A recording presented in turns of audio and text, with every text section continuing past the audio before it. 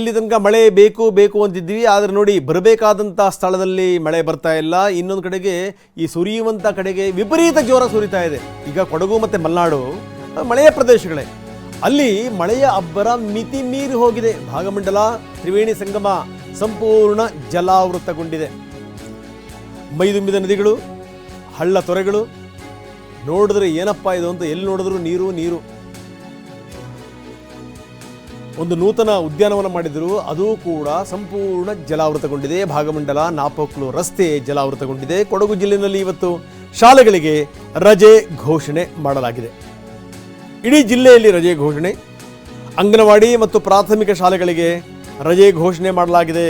ಆಯಾ ತಾಲೂಕಿನ BEOಗಳಿಂದ ರಜೆ ಘೋಷಣೆ ಆಗಿದೆ. ಈ ರಜೆ ಮುಂದುವರೆದರೂ ಕೂಡ ಆಶ್ಚರ್ಯ ಇಲ್ಲ, ಯಾಕಂದರೆ ಅಷ್ಟೊಂದು ದೊಡ್ಡ ಪ್ರಮಾಣದಲ್ಲಿ ಮಳೆ ಸುರಿತಾ ಇದೆ. ಭಾಗಮಂಡಲ ತ್ರಿವೇಣಿ ಸಂಗಮ ಜಲಾವೃತಗೊಂಡಿದೆ. ನಾವು ಅದರ ದೃಶ್ಯಗಳನ್ನು ನಾವು ನಿಮಗೆ ತೋರಿಸ್ತಾ ಇದ್ದೀವಿ. ನದಿಗಳು ಉಕ್ಕಿ ಹರಿತಾ ಇವೆ. ತಿಮ್ಮಪ್ಪ ಗೌರಿ ಮೀನು ಸಾಕಣೆ ಮಾಡಿ ವರ್ಷಕ್ಕೆ 5 ಲಕ್ಷ ಗಳಿಸ್ತಿದ್ದಾರೆ. ನೀವು ಕೂಡ ಅವರಿಂದ ಕಲಿಬೇಕಾ? ಅವ್ರ ಜೊತೆ ವಿಡಿಯೋ ಕಾಲ್ನಲ್ಲಿ ಮಾತಾಡಬೇಕಾ? ಈಗಲೇ ಫ್ರೀಡಮ್ ಆ್ಯಪ್ ಡೌನ್ಲೋಡ್ ಮಾಡಿ. ಹಳ್ಳ ತೊರೆಗಳೇ ಒಂದು ಲೆಕ್ಕದಲ್ಲಿ ನದಿಗಳಾಗಿ ಮಾರ್ಪಟ್ಟಿವೆ. ಅಂಥ ದೊಡ್ಡ ಮಟ್ಟದಲ್ಲಿ ಭಾಗಮಂಡಲ ಮತ್ತು ನಾಪೋಕ್ಲು ರಸ್ತೆ ಜಲಾವೃತಗೊಂಡಿದೆ. ಎಲ್ಲಿ ನೋಡಿದ್ರಲ್ಲಿ ಮಳೆ ಮಳೆ ಮಳೆ, ಎಲ್ಲಿ ನೋಡಿದ್ರಲ್ಲಿ ನೀರು.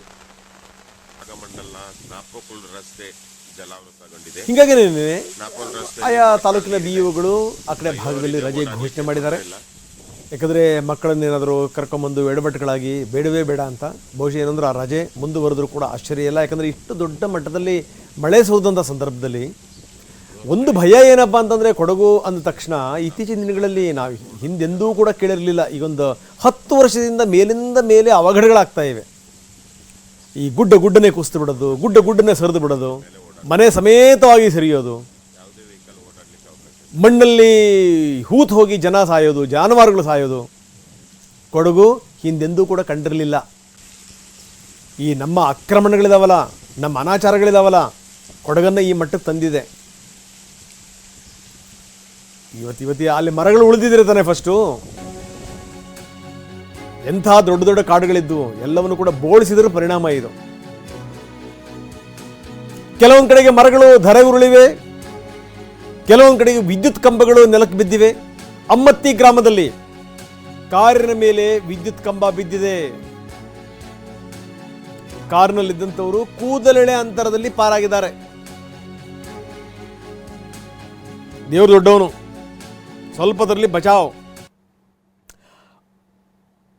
ಅಮ್ಮತ್ತಿ ಸೋಮವಾರಪೇಟೆ ಹತ್ತಿರ ಬರುವಂಥ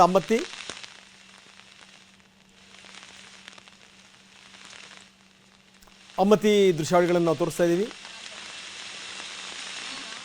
ಕಾರಿನ ಮೇಲೆ ದೊಡ್ಡ ಮರ ಹೊತ್ಕೊಂಬಿದ್ದಿದೆ. ಕಾರಿನಲ್ಲಿದ್ದಂಥವರು ಸ್ವಲ್ಪದರಲ್ಲೇ ಬಚಾವಾದರು. ಇದು ಅಮ್ಮತ್ತಿಯ ಸ್ಥಿತಿ. ಈ ಅಮ್ಮತ್ತಿನಲ್ಲಿ ಬಹಳಷ್ಟು ಸಂದರ್ಭಗಳಲ್ಲಿ ಈ ಮಳೆ ಬಂದಂಥ ಸಂದರ್ಭದಲ್ಲೂ ಕೂಡ ಈ ರೀತಿ ಆಗುತ್ತೆ. ನಂಬರ್ 1 ಜೊತೆಗೆ ಏನು ಅಂತಂದರೆ, ಈ ಕಡೆ ಭಾಗ ಭಾಳ ಫೇಮಸ್ ಯಾಕಪ್ಪ ಅಂತಂದರೆ ಆನೆ ಕಾಟ ಜಾಸ್ತಿ. ಅದಕ್ಕೂ ಕೂಡ ಆಗಾಗ ಅಮ್ಮತ್ತಿ ಗ್ರಾಮ ಚರ್ಚೆಗೆ ಬರುತ್ತೆ. ನೋಡಿ, ಇದು ಕಾರ್ ಮೇಲೆ ದೊಡ್ಡ ಮರ ಹೊತ್ಕೊಂಡ್ಬಿದ್ದಿರುವಂಥ ರೀತಿ ನಾವು ತೋರಿಸ್ತಾ ಇದ್ದೀವಿ.